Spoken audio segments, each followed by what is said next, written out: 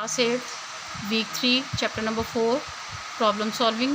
आज का हमारा टॉपिक है फ्लो चार्टिंग। फ्लो चार्टिंग की डेफिनेशन रिपीट कर रही हूँ मैं, आप इसको लिख लें। हम इसके आपको नोट्स भी प्रोवाइड कर चुके हुए हैं, फिर भी आपको बता रही हूँ। Flow charting is a process of pictorial illustration for solving a problem.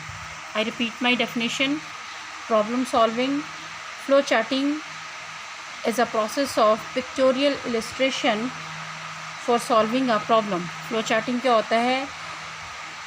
तस्वीरी आप अपनी प्रॉब्लम को फिगर के ज़रिए से डिफ़ाइन कर दें और उसका सलूशन बना लें, that is called the flow charting. Flow charting is a process of pictorial illustration for solving a problem। Clear class? Flow charting is a tool for analyzing processes। Flow charting can be use in computer system design, programming, engineering and science. ये कहाँ कहाँ use किया जाता है? Computer के system design करने के लिए, उसकी प्रोग्रामिंग के लिए, इंजीनियरिंग में यूज़ होता है और साइंस के लिए यूज़ होता है।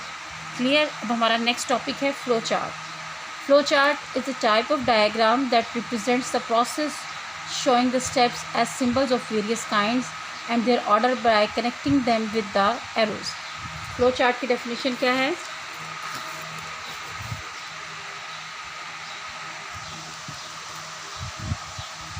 फ्लो चार्ट की डेफिनेशन क्या है? मैं बोल रही हूँ। A flow chart is a type of diagram that represent a process showing the steps as symbols of various kinds and their orders by connecting them with the arrows. दोबारा बता रही हूँ, मैं आपको रिपीट कर रही हूँ। A flowchart is a type of diagram that represents a process showing the steps as symbols of various kinds and their order by connecting them with the arrows। Clear?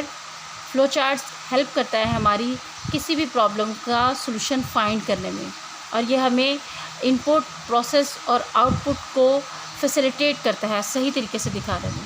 Clear class? इसके benefits क्या होते हैं flow charting के? ठीक है, first इसका है helps us in understanding the logic of the problem solving process। ठीक है, ये सबसे पहले हमें प्रॉब्लम सॉल्विंग प्रोसेस का जो भी स्टेप्स होते हैं उसका लॉजिक समझने में हमारी मदद करता है। नेक्स्ट क्या है इसका? Gives the pictorial representation of the process involve in the problem solution. ठीक है, जितनी भी हमारी प्रॉब्लम सोल्यूशन में जितना भी हमारा उसका स्टेप्स होते हैं उनको पिक्टोरियल रिप्रेजेंटेशन यानी फिगर्स हम उसके इजीली उसका फ़्लो बना के तो हम उसको शो कर सकते हैं। ठीक है, shows the flows process in sequential manners. इसका एक और बेनिफिट क्या है कि हमेशा ये सीक्वेंस में काम करता है, रैंडमली इसमें काम नहीं होता। जितना भी स्टेप्स बनाए जाएंगे वो स्टेप बाय स्टेप बनाए जाएंगे तो ही हमारा फ्लो चार्ट जो है वो हमें फ़ायदा दे सकता है, अदरवाइज़ हमें इसका कोई फ़ायदा नहीं होगा। हमारी प्रॉब्लम सॉल्विंग का जो सोल्यूशन होगा वो सारा रॉन्ग हो जाता है। Clear? Now our next topic is standard flow chart symbols. कि फ़्लो चार्ट्स के अंदर जब हम उसकी पिक्टोरियल रिप्रेजेंटेशन करते हैं तो उसमें कौन कौन से सिम्बल्स यूज़ होते हैं? फर्स्ट कौन सा यूज़ होता है? ओवल शेप, जिसको हम टर्मिनल सिम्बल्स भी बोलते हैं, और ये स्टार्ट और एंड के लिए यूज़ होता है। नेक्स्ट हम इसके फ़्लो चार्ट्स बनाएंगे तो उसमें भी आप देखिएगा कि कैसे ये सिम्बल्स जो हैं वो यूज़ हो रहे हैं। ठीक है, प्रोग्राम को अपने फ़्लो चार्ट को स्टार्ट करने के लिए और एंड करने के लिए हम ओवल शेप सिम्बल्स जो है वो यूज़ करते हैं। Input output symbol. Input output symbol क्या होता है? इसको हम पैरेललोग्राम शेप भी कहते हैं।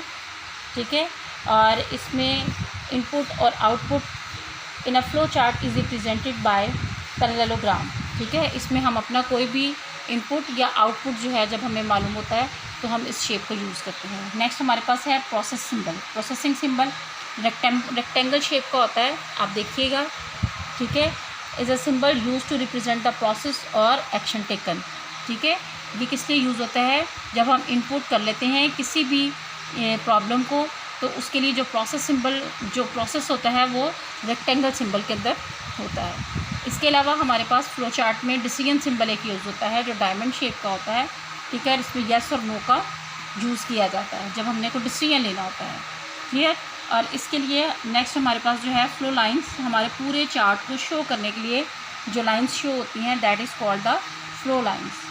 ठीक है, Arrowhead with lines is used to show the flow of any process in a flow chart. This symbol shows the flow of data, information or process in a flow chart. Clear class?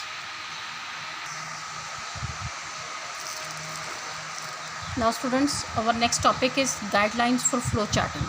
ठीक है, कि इसकी guidelines क्या होती हैं किसी भी flow chart को बनाने के लिए. ठीक है, following guidelines should be followed while drawing the flow chart. हमें जब अपना कोई भी फ्लो चार्ट बनाना है तो हमें सबसे पहले इन लाइंस को जो मैंने अभी आपको डिस्क्राइब करनी है इनको आप अच्छी तरह से पढ़िएगा, फिर आपको अंदाज़ा हो जाएगा कि फ़्लो चार्ट कैसे बनाते हैं. इसका फर्स्ट है flow chart should be clear, neat and easy to follow. ठीक है, फ़्लो चार्ट क्या होना चाहिए? क्लियर, नीट और ईजी होना चाहिए ताकि इसको अच्छे तरीके से फॉलो किया जा सके. ठीक है, फ़्लो चार्ट इज़ इधर फ्रॉम लेफ़्ट टू राइट. ठीक है, किस तरह से होता है ये? लेफ़्ट से राइट की तरफ भी हो सकता है और फ्रॉम टॉप टू बॉटम. ठीक है, टॉप से बॉटम की तरफ भी जा सकता है. ठीक है, only one line should enter and come out of the process symbol. Process symbol के अंदर सिर्फ एक लाइन आ सकती है और एक लाइन जा सकती है, इस तरीके से भी और इस तरीके से भी. क्लियर? ठीक है, 2 flow lines could come out in the decision symbols. ठीक है, for each possible answer should leave the decision symbol. ठीक है, इस तरह से देखिएगा कि एक लाइन आ रही है और एक जा रही है. ठीक है, येस और नो के लिए हम उसको यूज़ कर सकते हैं, जो भी हमारे पास इसका पॉसिबल आंसर होगा. ठीक है, नेक्स्ट होगा only one flow line is used in start and and symbol. ठीक है, ये स्टार्ट के लिए यूज़ होगी फ्लो लाइन और ये एंड के लिए यूज़ होगी. ठीक है, इसका लास्ट में है avoid intersection of the flow lines to make it more effective. ठीक है, हमें ज़्यादा लाइन्स लगाने, इसके फ्लो लाइन्स नहीं लगानी चाहिए ताकि हमें ये ना पता चले कि ये मोर इफेक्टिव हो सकता है, उससे हमारा काम जो है वो ख़राब हो सकता है. क्लियर? ओके, आप इनको बहुत अच्छी तरीके से याद कीजिएगा, इसको समझ भी लीजिएगा. नेक्स्ट क्लास में इंशाल्लाह हम लोग अपनी इसकी कुछ फ्लो चार्ट्स बनाएंगे ताकि आपको इसकी अच्छी तरह से समझ आ जाए, फ्लो लाइंस की भी समझ आ जाए, इसके सिंबल्स की भी समझ आ जाएगी और आपको प्रॉब्लम सॉल्विंग के लिए फ़्लो चार्ट कैसे बनाते हैं ये भी आपको समझ आ जाएगी. क्लियर? ओके, अल्लाह हाफ़िज़, thank you, goodbye, take care of yourself.